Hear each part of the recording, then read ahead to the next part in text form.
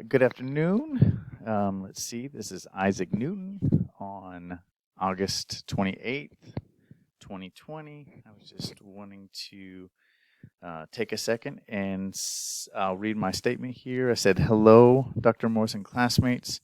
I hope you are all well and safe, and I pray that my words find you well. I hope that everyone is successfully finishing this course and looking forward to some leisure reading or some downtime where you can focus on something, anything other than this. I wanted to say I'm grateful for this experience and have enjoyed the thoughtful correspondence with our posts and responses throughout the different units. Thank you, and I wish you all the best. Let's see, on to the most recent cases that we took a look at. I'm going to take look at cases 2 and 3. I will do my best not to read, but I have a major issue trying to memorize things.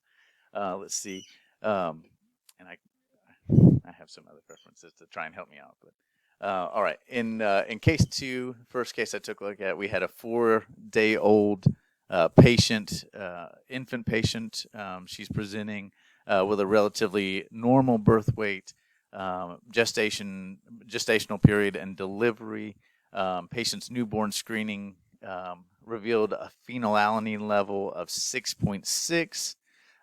This would be elevated, as a normal range would be 1 to 2 milligrams per deciliter. The presumptive diagnosis of PKU was given and is suggestive that the elevated phenylalanine is due to a defect in the phenylalanine hydroxylase enzyme.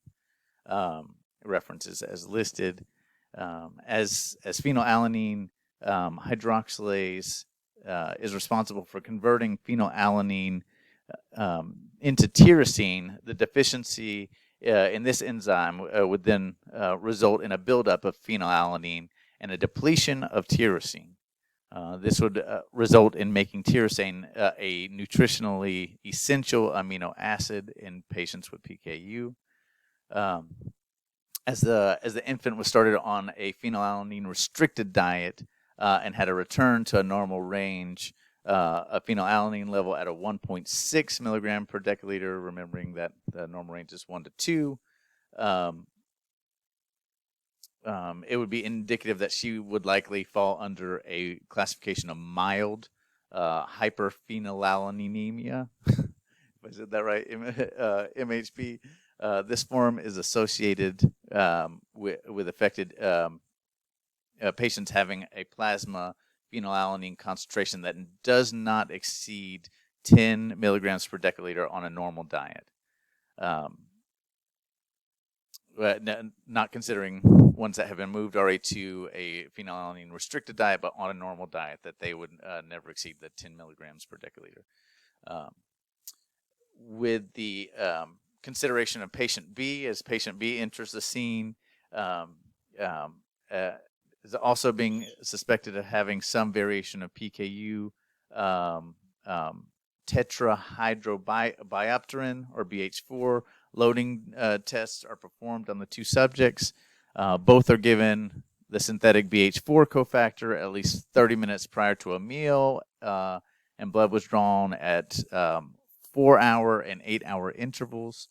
In considering the results, patient A was not reactive to the loading dose, which would be indicative that her deficiency was not as a result of impaired synthetic recycling of BH4.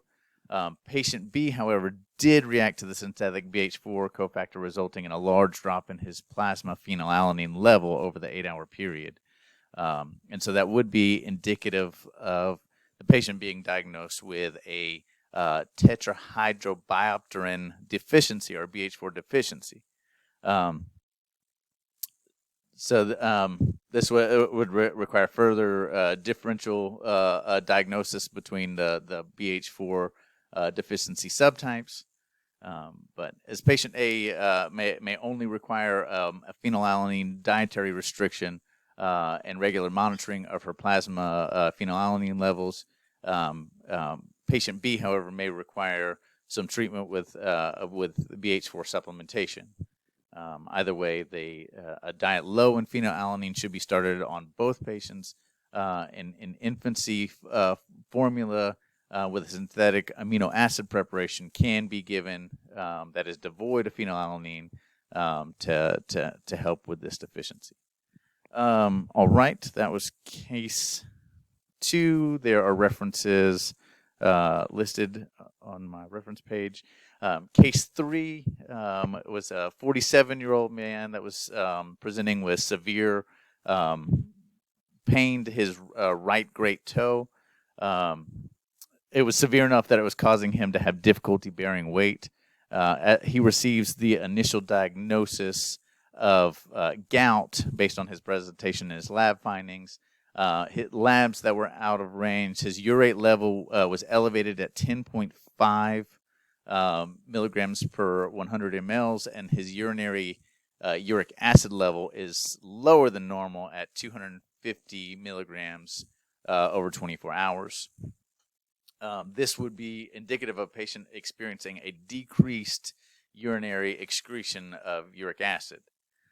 In chapter 33 of our textbook, it states the most cases of gout reflect problems in renal handling of uric acid.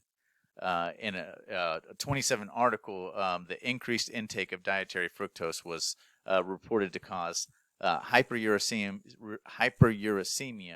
by the overproduction and or under excretion of uric acid.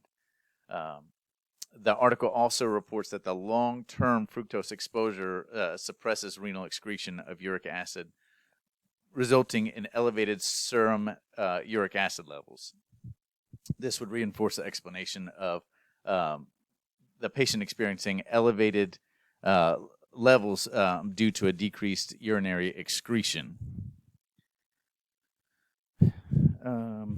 The overproduction of purines explanation for the patient's presentation would be less plausible in considering the several different causes, as the metabolism of fructose causes an increase in the rate of purine degradation.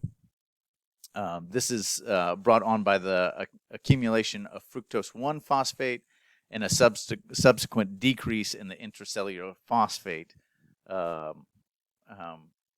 which then stimulates the AMP deaminase, causing the breakdown of AMP to IMP, leading to increased rate of purine breakdown and formation of uric acid. This would encourage the breakdown of purines as opposed to the overproduction of purines. Purine biosynthesis is tightly regulated based on physiologic need. So it is ultimately determined based on the concentration availability of PRPP, or phosphoribosyl pyrophosphate, and ribose 5-phosphate, a product of the pentose phosphate pathway. If there is an appropriate physiological amount, the rate of biosynthesis will decrease. That would mean that the increased dietary fructose that this patient is consuming would most likely result in a signal for decreased purine biosynthesis. The decreased salvage of proteins explanation for the patient's presentation would be more plausible, as the salvage activity would be slowed down due to a decrease in energy source, but would not ultimately be responsible for the decrease in production. That would be due to the low availability of phosphate. There would be a limit to ATP, ADP, and AMP formation. This would result in these products being catabolized to uric acid. As a recycling of IMP is energetically expensive, the textbook describes it as a survival advantage to closely regulate purine biosynthesis. As these feedback loops require energy to complete their conversions, they would ultimately decrease the salvage of purines, but this would most likely be secondary to the accumulation of uric acid. The increase of dietary fructose has ultimately had a negative impact on this patient's ability to excrete uric acid.